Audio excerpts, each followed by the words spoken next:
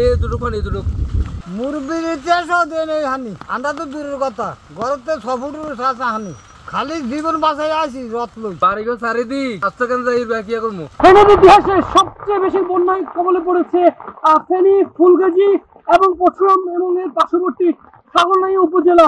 যোগাযোগ একেবারেই বিচ্ছিন্ন রয়েছে। এছাড়াও যে নেট সংযোগ সেটি আসলে বিচ্ছিন্ন রয়েছে।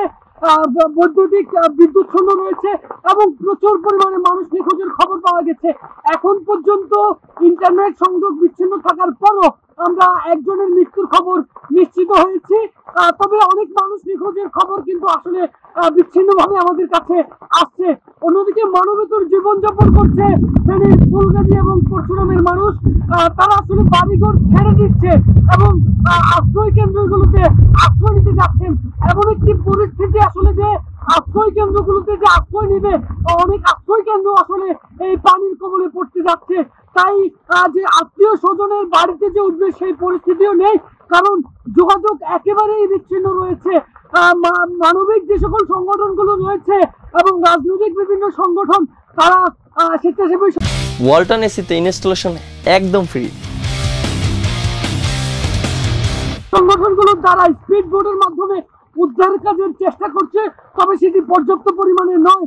কারণ ফুলগাজী এবং পরশুরাম এবং এর পার্শ্ববর্তী জেলা ছাগলনাইয়াতে প্রায় 7 থেকে 8 লক্ষ মানুষ বসবাস করেন। আর এই 8 লক্ষ মানুষের জন্য 5 থেকে 7টি স্পিড বোট মোটেই পর্যাপ্ত নয়। 3 দিন আমি হানির তলে 3 দিন দমদমার হর আসলাম উপরে দমদমার হরত আমি আর 7 জন উদ্ধার করে আনছে কলার বইরা বানাই কিছু আনি না খালি জীবন বাঁচাই আসি আটি গা লুঙ্গি গা হিন্দি পানি রান পর্যন্ত উঠছে আমার ঘরের মধ্যে।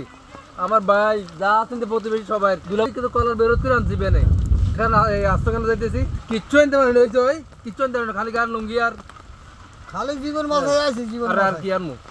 এখানকার মানুষের দেখতে পাচ্ছেন যে একেবারেই আশেপাশের মানুষ নেই। আমার পাশাপাশি দেখতে পাচ্ছেন সবগুলোই কিন্তু জনবসতি এলাকা, সবাই বাড়িঘর ছেড়ে দিয়েছে। যেখানটায় আমি দাঁড়িয়ে আছি এটি একটি সড়ক এবং এর পার্শ্ববর্তী সবগুলো বাড়িঘরেতে কিন্তু হাঁটু অথবা কোমর পরিমাণে কিন্তু পানি রয়েছে। অন্যদিকে পরশুরামের কথা যদি বলি, পরশুরামের সাতকুচিয়া সহ বেশ কিছু এলাকায় কিন্তু একেবারেই গলা সমান পানি, সেখানে আসলে যাওয়া কোনোভাবেই সম্ভব হচ্ছে না।